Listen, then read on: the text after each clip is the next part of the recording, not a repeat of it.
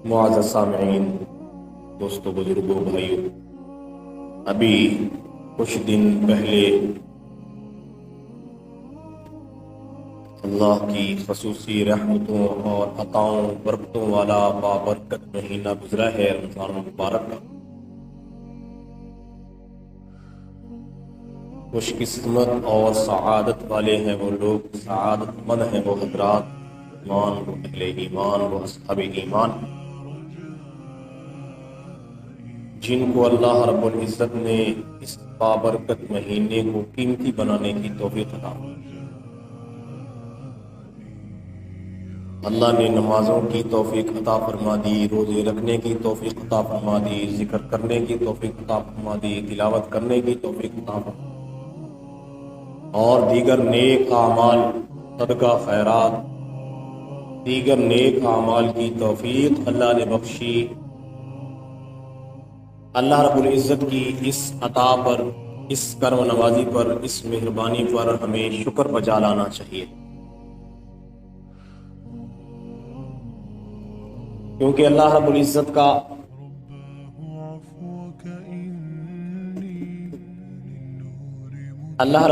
کا یہ قانون ہے، اللہ رب العزت کا یہ وعدہ ہے، لَإِن شَكَرْتُمْ لَأَزِيدَنَّكُمْ۔ میرے بندو، میری عطاؤں کا، میری کرم نوازیوں کا، میری مہربانیوں کا اگر تم شکر بجا لاؤ گے تو میں ان نعمتوں میں مزید اضافہ کروں۔ تو اس سے بڑی سعادت اور نعمت اللہ کی عطا اور کیا ہوگی کہ اللہ اپنے در میں، اپنے گھر میں آنے کی توفیق عطا فرما دے، اور عبادت کی توفیق عطا فرما دے، نیک اعمال کی توفیق عطا فرما دے، اور اس سے بڑھ کے رمضان المبارک جیسا بابرکت مہینہ عطا کر دے، تو اس سے بڑھ کے اللہ کی اور کیا عطا ہوگی کہ جس بابرکت مہینے میں اللہ کی رحمت بارش کی طرح برستی ہے، اللہ کی جانب سے ہر روز بخشش کے اعلان ہوتے ہیں، مغفرت کے اعلان ہوتے ہیں۔ تو اس خصوصی عطاؤں اور رحمتوں والے بابرکت مہینے میں اگر نیکی کی توفیق ہو جاتی ہے تو یہ بہت بڑی سعادت ہے، کیونکہ رمضان کا مہینہ وہ عطاؤں اور رحمتوں والا ہے کہ جس میں نفلوں کا ثواب فرضوں کے برابر ملتا ہے، اور فرضوں کا ثواب 70 فرضوں کے برابر اللہ رب العزت اس کا اجر عطا فرماتا ہے۔ تو جس طرح ہر چیز کا ایک سیزن ہوتا ہے، ابھی گندم کا سیزن آئے گا، ہر بندہ یہ کوشش کرے گا، محنت کرے گا کہ میں اس سیزن سے فائدہ اٹھا لوں، جتنی گندم میں سال کی روزی جمع کر سکتا ہوں میں جمع کر لوں۔ جب سیزن ختم ہو جائے گا، موسم چلا جائے گا، پھر وہ بات نہیں رہے گی۔ گندم تو بعد میں بھی مل جائے گی، بعد میں ملے گی تو زیادہ قیمت میں ملے گی، بعد میں ملے گی تو محنت کرنا پڑے گی، مشقت اٹھانا پڑے گی۔ تو بندہ یہ سوچتا ہے کہ یار ابھی اس گندم کا سیزن ہے یا کسی بھی چیز کا سیزن ہے، میں اس کو اپنے پاس جمع کر لوں، میں اس پر کچھ محنت کر لوں تاکہ سال بھر مجھے پھر کوئی پریشانی نہ ہو۔ تو یہی مثال ہے، یہ تھا موسم نیکیوں کا، نیکیوں کا موسم تھا، نیکیوں کا موسم بہار تھا، تو وہ سعادت مند تھے جنہوں نے اس سے فائدہ اٹھا لیا۔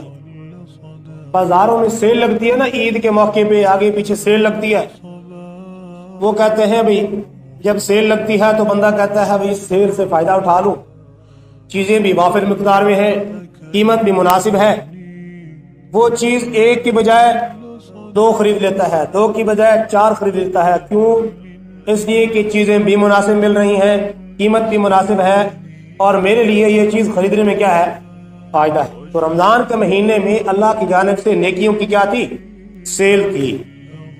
تو جن کے دل میں نیکی کمانے کا جذبہ تھا، شوق تھا، ذوق تھا، انہوں نے تراویحوں کا بھی اہتمام کر لیا، عبادات کا بھی اہتمام کر لیا، نوافل کا اہتمام کر لیا۔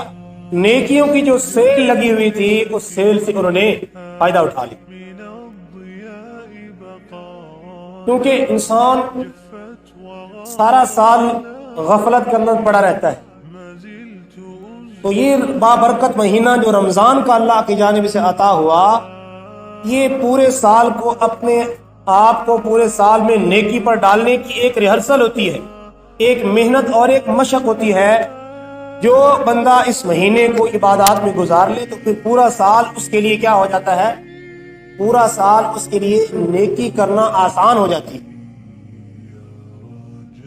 تو ہمیں اللہ کی اس توفیق پر اللہ کا شکر ادا کرنا چاہیے کہ اللہ نے ہمیں توفیق دی ہے۔ بندہ کچھ نہیں کر سکتا، بندے کا اپنا کوئی کمال نہیں ہے۔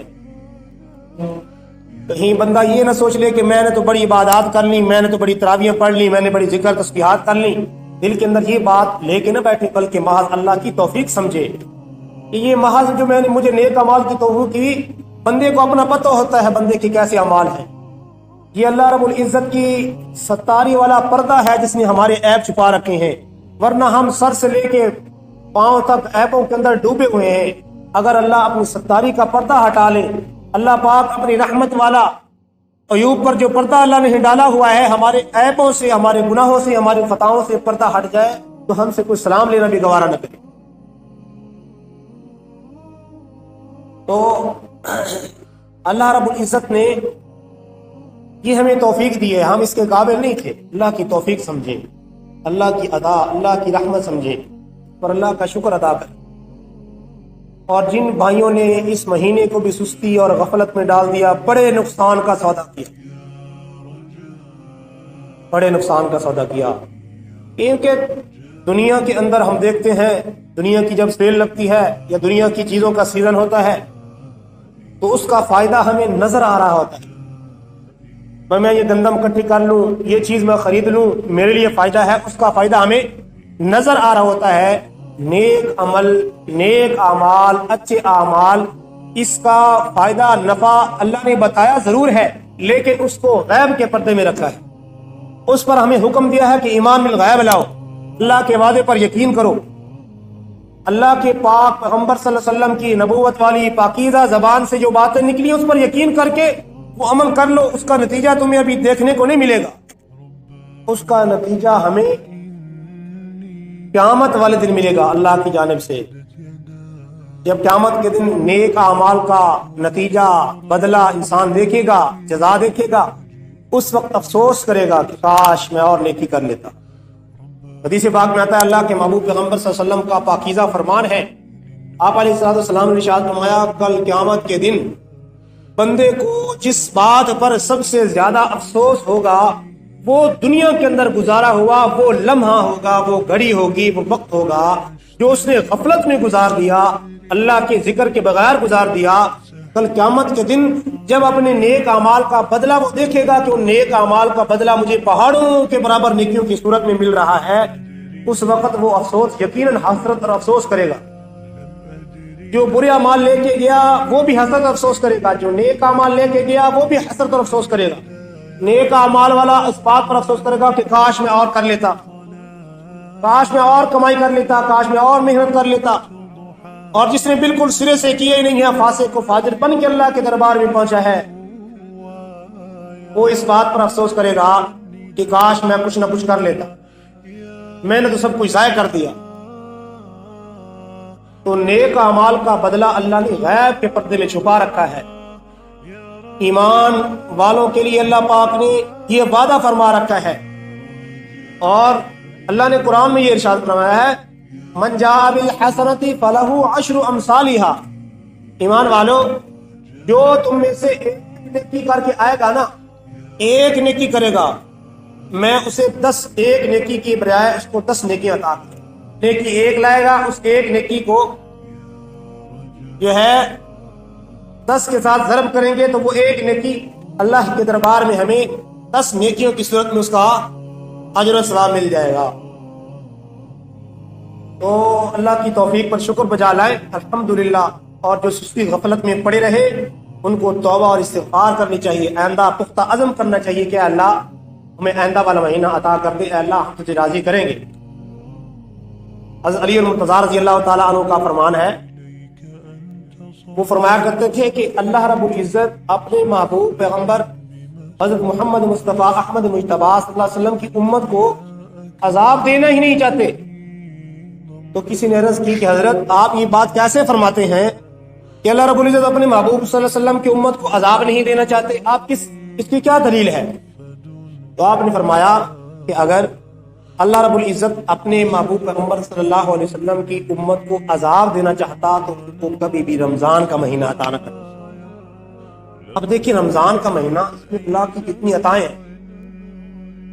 اللہ کے نبی صلی اللہ علیہ وسلم نے یہ ہمیں اپنی سچی زبان سے یہ بتایا کہ رمضان کا مہینہ اولہ رحمت، اس کا پہلا حصہ رحمت والا، اوسطہ مغفرہ، دوسرا حصہ مغفرت والا، وآخرہ عتق من النار، اور آخری حصہ جہنم سے چھٹکارے کا ہے۔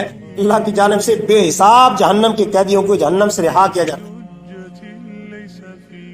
جو جو رمضان کے دن گزرتے ہیں اللہ کی رحمتیں وسیع ہوتی جاتی ہیں، اور پھر اللہ کی رحمت کی وسعت کا اندازہ لگائیں کہ رمضان کے آخری عشرے میں، آخری حصے میں اللہ کے نبی صلی اللہ علیہ وسلم کو اعتکاف کا حکم دیا۔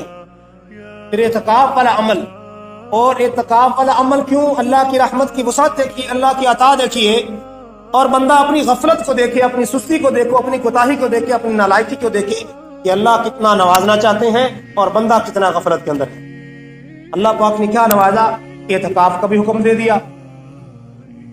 اعتکاف کا حکم دیا، کیوں حکم دیا؟ تاکہ تم لیلۃ القدر کی تلاش کرو، اور لیلۃ القدر کتنی بڑی رات ہے؟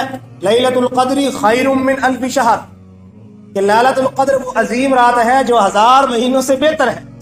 اللہ پاک نے یہ نہیں فرمایا کہ لیلۃ القدر 1000 مہینوں کے برابر ہے، یا لیلۃ القدر کا اجر 1000 مہینوں کے برابر اجر ہے۔ اللہ نے فرمایا لیلۃ القدر کی رات 1000 مہینوں سے بہتر فرمایا۔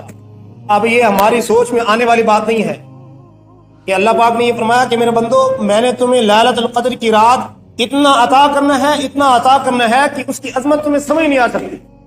اللہ نے مثال سمجھانے کے لیے فرما دیا کہ لیلۃ القدر خیر من الف شہر، کہ لیلۃ القدر 1000 مہینوں سے بہتر ہے۔ اب کتنی بہتر ہے بندہ یہ اندازہ نہیں لگا سکتا کہ 1000 گنا بہتر ہے، 100 گنا بہتر ہے، 1,00,000 گنا بہتر ہے، کروڑ گنا بہتر ہے، کوئی اندازہ نہیں ہے، یہ اللہ کے علم میں ہے۔ تو اللہ کی رحمت کی انتہا نہیں ہے، مغفرت کی انتہا نہیں ہے، تو ہمارے لیے کتنی بدبختی ہوگی کہ اگر ایسے مواقع سے ہم فائدہ نہ اٹھائیں۔ تو جن بھائیوں سے سستی غفلت ہو گئی ان کو اس پر توبہ استغفار کرنی چاہیے، اللہ سے معافی مانگنی چاہیے، کیونکہ توبہ کرنے والے اللہ کو بڑے پسند ہیں۔ ایسے بابرکت موقعوں کو سستی اور غفلت میں گزار دینا یقیناً بدبختی ہے۔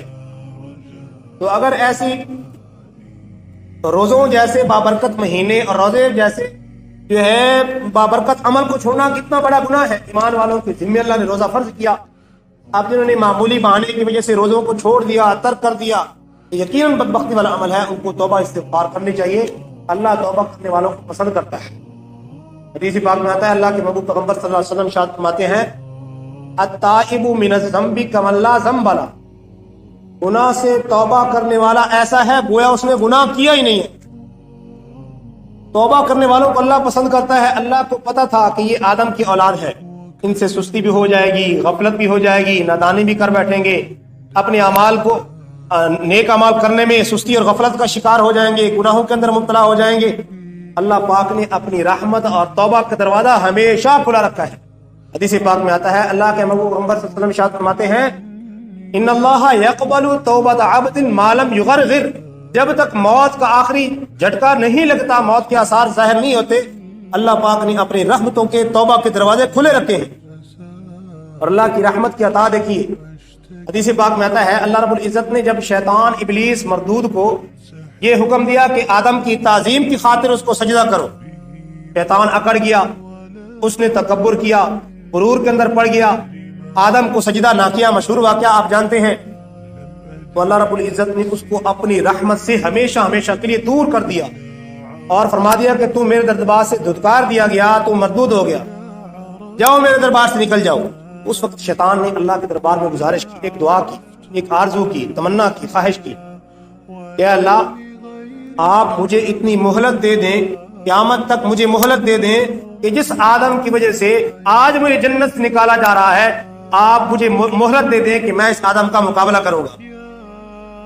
جس آدم کی وجہ سے مجھے جنت سے نکالا گیا، اللہ کی رحمت سے دور کیا گیا، اے اللہ میں اس آدم کو ہمیشہ تیری رحمت سے دور کرتا رہوں گا، بھٹکاتا رہوں گا، تیرے غضب کا اس کو مستحق بناتا رہوں گا۔ اے اللہ مجھے اتنی مہلت دے دے. اللہ نے فرمایا کہ جاؤ تجھے مہلت ہے. الا عبادک منہم المخلصین، جاؤ تو جو کر سکتا ہے کر لے، ایڑی چوٹی کا زور لگا لے، محنت کر لے، طرح طرح کے جال پھینک لے. الا عبادک منہم المخلصین، یاد رکھنا جو میرے بندے ہوں گے وہ تیرے کبھی بھی جال میں نہیں آئیں گے. اور اللہ کی رحمت کا وسعت کا اندازہ لگائیے.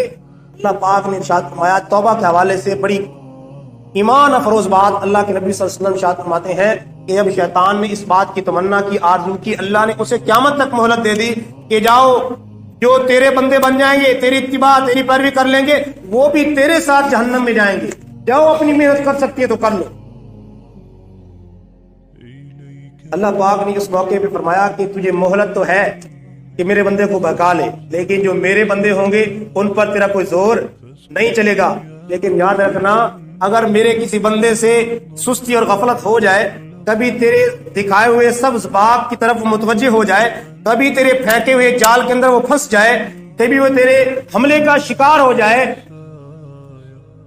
یاد رکھنا تیرے حملے کا جو بندہ شکار ہو جائے گا، شکار ہونے کے بعد جب تک وہ مجھ سے توبہ کرتے رہیں گے، مجھ سے معافی مانگتے رہیں گے، تو ان کو بہکاتا رہے، بھٹکاتا رہے، اپنے گناہوں کے جال پھینکتا رہے، وہ مجھ سے توبہ کرتے رہیں گے، میں ان کو بخشتا رہوں گا. تو جتنی محنت کر سکتا ہے میرے بندوں کو بھٹکانے میں اتنی محنت کر لے، جتنی کوشش کر سکتا ہے ایڑی چوٹی کا زور لگا لے، لیکن جب تک میرے بندے مجھ سے توبہ کرتے رہیں گے، مجھ سے مغفرت مانگتے رہیں گے، استغفار کرتے رہیں گے، میں ان کو بخشتا رہوں گا. تو جب تک انسان کی موت کے آثار نہیں آتے، نزع کی کیفیت نہیں آتی، اس وقت تک توبہ کی جو ہے ڈیل ہے، اللہ کی جانب سے توبہ کا موقع ہے، توبہ کا دروازہ تو کھلا ہے. اس لیے ابھی بھی موقع ہے، اللہ کی رحمت سے مایوس نہ ہو. اللہ رب العزت نے قرآن مقدس میں ارشاد فرمایا قل یا عبادی الذین اسرفوا علی انفسہم لا تقنطوا من رحمت اللہ. اللہ پاک نے کتنے پیارے اور محبت بھرے انداز میں اپنے بندے کو مخاطب کیا. اللہ پاک حقیقت بات ہے ہم اللہ کی رحمت سے دور ہو جاتے ہیں، بعض اوقات سستی میں پڑھ کے، غفلت میں پڑھ کے اللہ کی ذات سے، اللہ کی رحمت سے مایوس ہو جاتے ہیں. ارے میرے بھائی، جس اللہ نے اپنے بندے کو پیدا کیا ہے وہ اپنے بندے سے کتنی محبت کرتا ہے. آج میں اور آپ درخت کا ایک پودا لگاتے ہیں، اس پودے سے ہم کتنی محبت کرتے ہیں، اس کو پالتے ہیں، اس کو پوستے ہیں، اس کو پانی لگاتے ہیں، اس کا خیال کرتے ہیں. تو اللہ رب العزت نے بندے کو پیدا کیا ہے، وہ اپنے بندے سے کتنی محبت کرتا ہے. تو اللہ کی بندے سے محبت کا اندازہ آپ اس آیت سے لگائیں. اللہ پاک فرماتے ہیں یا عبادی الذین آمنوا، اے میرے وہ بندو، میرے بندو. اللہ پاک فرما رہے ہیں آج کوئی وڈیرا، کوئی بڑا عہدیدار، کوئی وزیر، کوئی افسر بندے سے پیار بھری بات کر لیتا ہے، تھوڑی سی اس کی طرف توجہ کر لیتا ہے، تو بندہ خوشی سے نہیں پھولا نہیں سماتا. یہ جناب فلاں ایم پی اے صاحب نے، فلاں بڑے اعلیٰ عہدے والے نے میرے ساتھ بات کی ہے، مجھے گلے لگایا ہے، مجھے سلام کیا ہے، میرے ساتھ اتنی دیر بیٹھ کے بات کی ہے، تو بندہ خوشی سے پھولا نہیں سماتا. تو اللہ رب العزت اتنی بڑی ذات، اس کائنات کا مالک، اس ذرے ذرے سے واقف، اور اتنی مخلوقات کا پیدا کرنے والا، ایسی ایسی مخلوقات اللہ نے پیدا کی جو ہماری نظروں سے اوجھل ہے، ایسی ایسی مخلوقات جو ہمارے علم میں نہیں ہے، اللہ کے علم میں ہے. اتنی بڑی کائنات، یہ زمین، یہ آسمان، اس کائنات کا اتنا وسیع نظام انسان کی سوچوں سے بھی باہر، اور اللہ کی قدرت کا اتنا وسیع نظام کہ آج کی جدید ٹیکنالوجی ان کی ابھی تک اس پر تحقیق مکمل نہیں ہو سکی کہ دنیا کا نظام، ان کی نئی سے نئی ریسرچ آ رہی ہے. یعنی اللہ کا اتنا وسیع نظام ہے، اللہ اتنی بڑی ذات ہے. تو وہ اپنے بندے کو فرما رہا ہے یا عبادی. باپ اپنے بیٹے کو کہتا ہے اے میرا بیٹا، یہ ایک محبت کا انداز ہے. ماں اپنے بیٹے کو کہتی ہے اے میرا بیٹا، یہ ایک محبت کا انداز ہے. تو اللہ رب العزت اپنے بندے سے فرما رہا ہے اے میرا بندہ. اور بندہ بھی کون؟ وہ جس نے گناہ کر کر کے اپنے اعمال نامے کو سیاہ کر لیا ہے، اپنے اعمال نامے کو کالا کر لیا ہے، اپنے اعمال نامے کو سیاہ کر لیا ہے، آلودہ کر لیا اپنے اعمال نامے کو. اللہ پاک اس کو فرما رہے ہیں یا عبادی الذین آمنوا، اے میرے وہ بندو جو ایمان لائے ہو اور اسرفوا علی انفسہم، گناہوں کی گندگی میں پڑ کے اپنے آپ کو تم نے میلا کر لیا، اپنے اوپر ظلم کر لیا، اپنے اوپر گناہوں کا بوجھ لاد لیا ہے تم نے. لا تقنطوا من رحمت اللہ، میری رحمت سے کبھی بھی مایوس نہ ہونا. اللہ پاک गुनाहगारों से भी प्यार करते हैं। हजरत मूसा अलैहिस्सलाम से पूछा गया कि अल्लाह रब्बुल इज्जत जब कोई नेक बंदा अल्लाह को पुकारता है तो अल्लाह ताला उसकी बात पर कितनी दफा जवाब देते हैं। फरमाया जब नेक बंदा अल्लाह को पुकारता है, अल्लाह को याद करता है, तो अल्लाह रब्बुल इज्जत एक मर्तबा कहते हैं लब्बैक या अब्दी, ऐ मेरे बंदे मैं हाजिर हूं। अर्ज की कि हजरत जब गुनाहगार बंदा अल्लाह को पुकारता है, अल्लाह को याद करता है, तो अल्लाह किस तरह जवाब देते हैं, कितनी बार जवाब देते हैं। फरमाया जब गुनाहगार बंदा, नाफरमान बंदा अल्लाह को याद करता है, अल्लाह को पुकारता है, तो अल्लाह रब्बुल इज्जत 3 बार कहते हैं लब्बैक या अब्दी, लब्बैक या अब्दी, लब्बैक या अब्दी। तो सवाल किया कि हजरत अजीब बात है, नेक बंदा तो बज़ाहिर तो यूं होना चाहिए कि जो नेक बंदा है उसके नेक अमाल की वजह से, क्योंकि वो नेक बंदा है, अल्लाह का फरमा बरदार है, उस नेक अमाल की वजह से अल्लाह को 3 बार उसके जवाब में लब्बैक कहना चाहिए कि ऐ मेरे बंदे मैं हाजिर हूं, ऐ मेरे बंदे मैं हाजिर हूं, 3 बार कहना चाहिए। तो बजाय इसके कि नेक अमाल करने वाले के जवाब में अल्लाह 3 बार कहे, जवाब दे, अल्लाह बुराई करने वाला जिसने अल्लाह की हदों को तोड़ दिया है, अल्लाह के अकाम से गाफिल हो गया है, गुनाहों की दलदल के अंदर फंस चुका है, वो जब रब को पुकारता है उसके जवाब में अल्लाह पाक 3 बार फरमाते हैं। बड़ी अजीब बात है, समझ में आने वाली नहीं है। फरमाया कि जो नेक बंदा होता है उसको अपनी नेकी पर भरोसा होता है, उसको अपनी नेकी पर भरोसा होता है कि मैं नेक हूं, मैं नेक अमाल करने वाला हूं, मैं बख्शा जाऊंगा। जो गुनाहगार बंदा होता है उसके पास अल्लाह की रहमत के दर के सिवा कोई दर नहीं होता, वो सिर्फ अल्लाह की रहमत का उम्मीदवार होता है।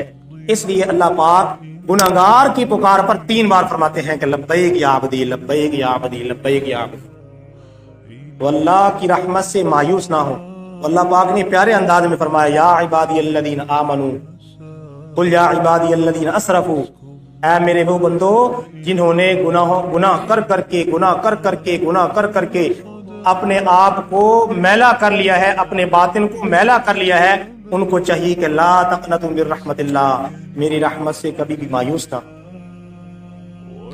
और जब इंसान गुनाहों की दलदल के अंदर फंसता है तो फिर शैतान जो है और इस पर वार करता है, उसको अल्लाह की रहमत से मायूस करने की कोशिश करता है और उसके दिल में वसवसे डालता है कि यार तू तो बड़ा गुनाहगार है, तेरी कैसे बख्शिश होगी, तू तो बख्शा नहीं जाएगा। अब जब वो ये सोचता है, इन वसवसों में पड़ता है, इन बातों में, इन ख्यालात में उलझ जाता है, वो मजीद गुनाह पर गुनाह किया जाता है। अल्लाह पाक फरमाते हैं क्या मेरे बंदे, हदीस कुदसी हदीस पाक में आता है, ऐ मेरे बंदे ये जमीन से लेके आसमान तक जितना बड़ा खला है गुनाह कर करके इनको भर दे, गुनाह कर करके, नाफरमानी कर करके इस पूरे खला को अपने गुनाहों से पुर कर ले।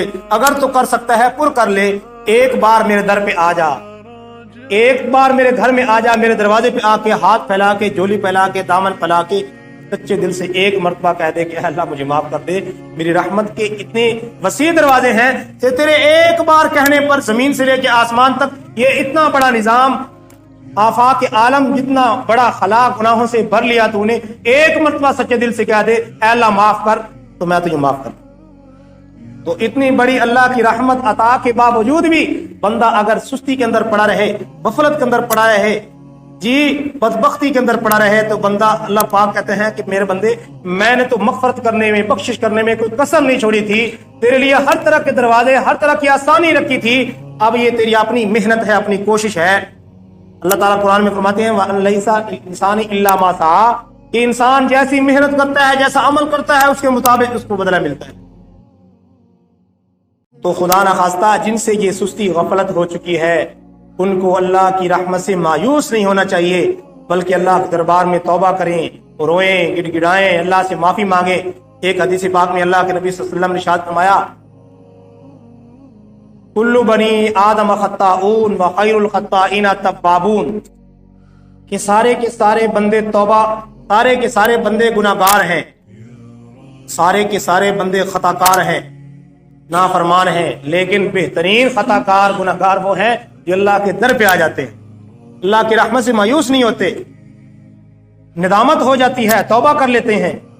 तो अगर खुदा न खास्ता कभी नाफरमानी वाला अमल हो जाए तो बंदे को उस पर डटना नहीं चाहिए, फौरन अल्लाह की तरफ मुतवज्जह होना चाहिए, فوراً اللہ سے معافی مانگنی چاہیے، توبہ سے مایوس نہیں ہونا چاہیے۔ حدیث پاک میں آتا ہے، اللہ کے محبوب پیغمبر صلی اللہ علیہ وسلم ارشاد فرماتے ہیں کہ مومن کے لیے، پہلے فرمایا کہ کافر کے لیے گناہ ایسے ہے جیسے ناک پہ مکھی بیٹھے اور یوں اس نے اڑا دی، اس کے لیے کوئی جو ہے پریشانی کی بات نہیں ہے۔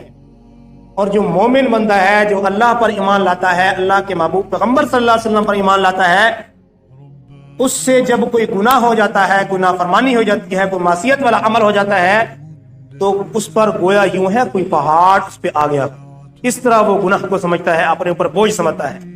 تو ایک مومن کو چاہیے کہ جب کبھی اس سے خطا ہو جائے، نافرمانی ہو جائے، نافرمانی والا عمل ہو جائے، تو فوراً اللہ کی طرف متوجہ ہو جائے، فوراً اللہ کی طرف متوجہ ہو جائے، فوراً اللہ سے معافی مانگ لے، فوراً اللہ سے معافی مانگ لے، فوراً اللہ سے ڈر جائے، اس غفلت کے اندر، سستی کے اندر پڑا نہ رہے، شیطان کے جال کے اندر نہ آئے، شیطان کے وسوسوں کے اندر نہ پڑے، شیطان کے جال کے اندر نہ پھنسے کہ شیطان اس کو توبہ سے مایوس کر دیتا ہے، رحمت سے مایوس کر دیتا ہے، وہ گناہ پہ گناہ کیے جاتا ہے اور اس کو توبہ کی توفیق بھی نہیں ہوتی۔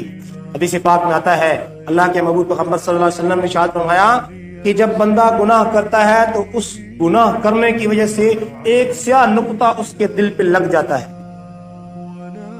اگر وہ توبہ کر لے، اللہ کی طرف متوجہ ہو جائے، اللہ سے معافی مانگ لے، تو اس کا وہ نقطہ دھل جاتا ہے۔ اگر وہ توبہ نہیں کرتا، معافی نہیں مانگتا، اللہ سے ڈرتا نہیں ہے، گناہوں پر گناہ کیے جاتا ہے، تو وہ گناہوں کا سیاہ نقطہ اس کے دل پہ لگتا رہتا ہے، دل پہ لگتا رہتا ہے، دل اس کا سیاہ ہو جاتا ہے، دل اس کا کالا ہو جاتا ہے، دل اس کا زنگ آلود ہو جاتا ہے، دل اس کا میلا ہو جاتا ہے، پھر اس کو توبہ کی توفیق نہیں ہوتی، نیکی کا شوق نہیں ہوتا، نماز کی توفیق نہیں ہوتی۔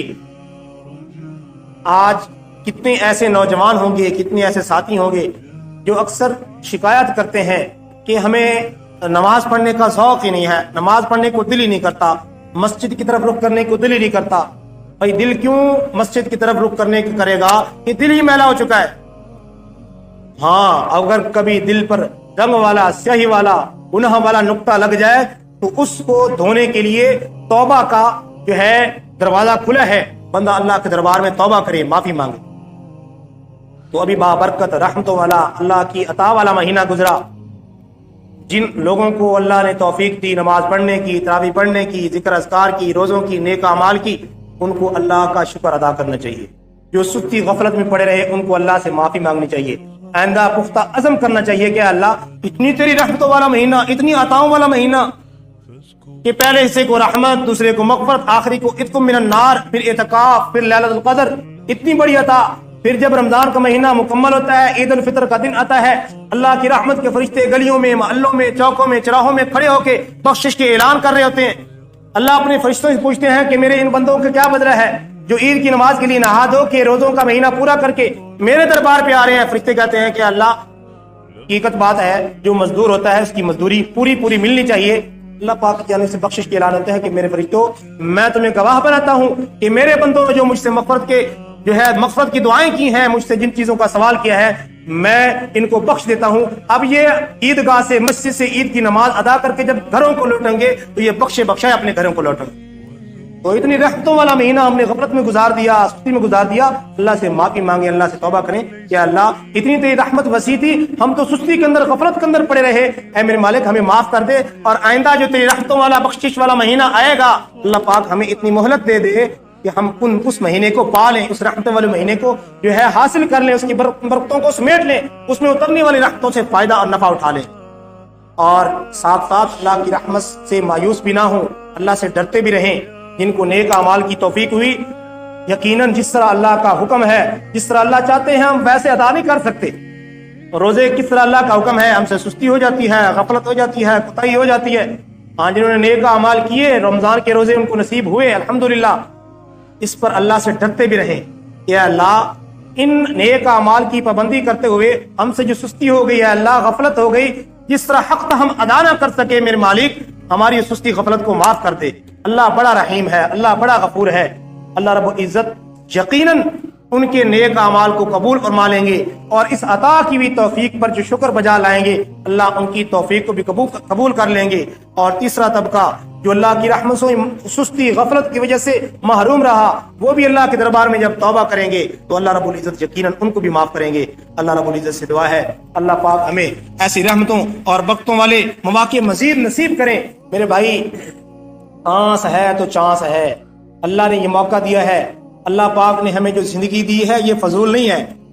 یہ اتنا بڑا کائنات کا وسیع نظام ہے، میں اور آپ نے شاید کبھی سوچا بھی نہ ہو کہ اتنا بڑا وسیع نظام اللہ پاک قرآن میں فرماتے ہیں کہ میرے بندو یہ میں تمہارے لیے مسخر کر دیا۔ سورج تو انسان کے فائدے کے لیے، چاند تو انسان کے فائدے کے لیے، ستارے تو انسان کے فائدے کے لیے، بارش تو انسان کے فائدے کے لیے، چوپائے تو انسان کے فائدے کے لیے، کتنی چیزیں ہم اللہ پاک فرماتے ہیں وَإِن تَعُدُّوا نِعْمَتَ اللَّهِ لَا تُحْصُوهَا۔ میرے بندو میری اتنی عطائیں ہیں، اتنی رحمتیں ہیں کہ تم میری ایک نعمت کو اگر شمار کرنا چاہو نا، اس ایک نعمت کے ساتھ متعلق کتنی چیزیں ہوں گی، کسی کو تم شمار کرتے رہو شمار کر ہی نہیں سکتے، نہیں شمار کر سکتے، اتنی عطائیں ہیں۔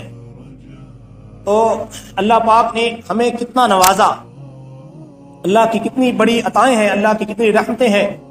تو یہ موقع اللہ پاک نے دیا ہے کہ یہ کائنات جو اللہ پاک نے ہمارے لیے سجائی ہے، تو ہمیں یہ سوچنے کا ہمارا حق بنتا ہے کہ یہ کائنات جب میرے لیے بنی ہے، کائنات پوری اللہ نے میری خدمت کے لیے لگائی ہے، تو میں کس لیے ہوں؟ صرف کھانے پینے کے لیے، وقت گزارنے کے لیے؟ یہ تو کام جانور بھی کرتے ہیں، ان کا کھانا پینا بھی ہے، کوئی سوچ و فکر نہیں ہے، کوئی فکر و فاقہ نہیں ہے۔ جو اگر صرف محض انسان کا دنیا میں آنا، کھانا پینا ہے، خوشی کرنا ہے، موج اڑانا ہے، اگر محض یہی مقصد ہے تو میرے بھائی پھر انسان اور جانور میں کوئی فرق نہیں ہے۔ انسان اور جانوروں میں فرق یہ ہے کہ انسان اللہ کے حکموں کا مکلف ہے، انسان اللہ کے محبوب پیغمبر صلی اللہ علیہ وسلم کے اتباع اور سنت کی پیروی کا مکلف ہے، جانور اس کے مکلف نہیں ہے۔ اللہ رب العزت سے دعا ہے اللہ پاک ہمیں ان باتوں کو سمجھنے کی توفیق عطا فرمائے، اور جتنے نیک اعمال ہم نے رمضان میں کیے، تراویحیں پڑھی، صدقہ خیرات کیے، جو ہے نماز پڑھی، قرآن کی تلاوت کی، اللہ سے دعا اللہ وہ قبول فرمائے، ہماری سستی غفلت کوتاہی کو معاف فرمائے۔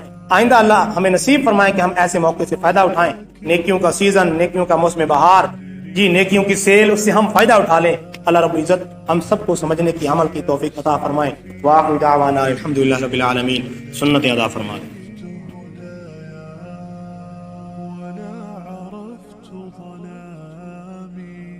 ولا عرفت ضحاها